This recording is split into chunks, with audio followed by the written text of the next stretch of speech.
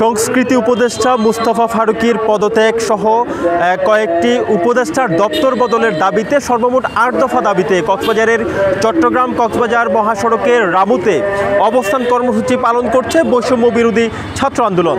এই মুহূর্তে আমরা কক্সবাজারের রামুর বাইপাসে দেখতে পাচ্ছি, ঠিক অল্প কিছুক্ষণ আগে এখানে ব্যানার ফেস্টুন নিয়ে ৮টি দাবি সম্বলিত ব্যানার ফেস্টুন নিয়ে এখানে বৈষম্য বিরোধী ছাত্র আন্দোলনের সদস্যরা ছাত্ররা এখানে উপস্থিত হয়েছেন এবং তারা বিভিন্ন স্লোগান দিচ্ছেন।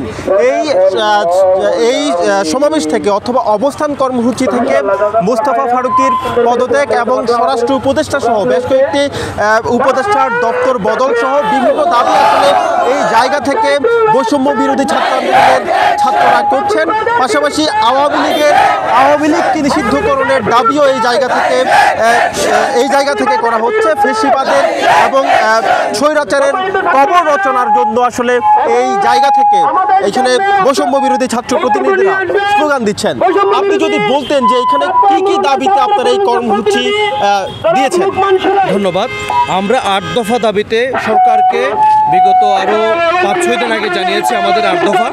৮ দফার প্রথম দফাটি হচ্ছে আমাদের যে উপদেষ্টা মুস্তাফা ফারুকী, তাকে উপদেষ্টা নিয়োগের যখন থেকে আলাপ শুরু হয়েছে তখন থেকে বাংলাদেশের আপামর জনতা তার বিরুদ্ধে অবস্থানে জানান দিয়েছিল, কিন্তু তারপরও কিসের ভিত্তিতে বিতর্কিত একজন উপদেষ্টাকে শপথ করিয়ে এখনো পর্যন্ত উপদেষ্টা পরিষদে রাখা হয়েছে, এটা নিয়ে আমাদের আপত্তি রয়েছে। এবং তার সাথে সাথে আমাদের স্বরাষ্ট্র উপদেষ্টা এবং পররাষ্ট্র উপদেষ্টা যে দুজন দায়িত্ব পালন করছেন, আমরা পররাষ্ট্র উপদেষ্টা আমাদের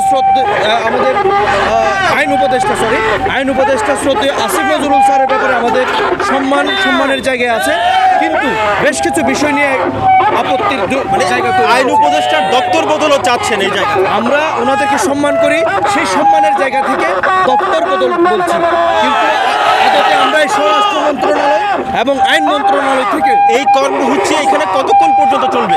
আমরা আপাতত এখানে রুট ব্লক করছি না, অবরোধে যাচ্ছি না। আমরা প্রশাসনকে জানিয়েছি, জেলা প্রশাসনকে জানিয়েছি, সরকারের উপর মহলে প্রধান উপদেষ্টা দপ্তরে জানানোর জন্য বলেছি, আমরাও জানিয়েছি। সরকার থেকে যদি আমরা আমাদের দাবির সুন্দর সুস্পষ্ট জবাব পাই, দেন আমরা অবরোধে যাব না। কিন্তু সরকার যদি আমাদের দাবির ব্যাপারে কোনো রকম কর্ণপাত না করে আমরা অবরোধে যাব ইনশাল্লাহ। ধন্যবাদ। আজকের মতো অবরোধ কর্মসূচি করার সম্ভাবনা নেই, তাই না? আজকে আমরা আধা ঘন্টা সময় বেঁধে দিয়েছি। আমরা এর আগেও 48 ঘন্টা সময় বেঁধে দিয়েছিলাম। সরকারের পক্ষ থেকে কোনো ধরনের আমাদের সাথে যোগাযোগ করা হয়নি। আমাদের দাবিগুলো প্রত্যেকটা দাবি যৌক্তিক, একটা দাবিও কেউ দেখাতে পারবে না অযৌক্তিক। আমরা আজকে অবরোধ হবে কিনা? অবশ্যই অবরোধ হবে। আজকে অবরোধ হবে? আজকে অবশ্যই অবরোধ। সেটা কবে হবে? আমরা 30 মিনিট মতো সময় বেঁধে দিয়েছি প্রশাসনকে।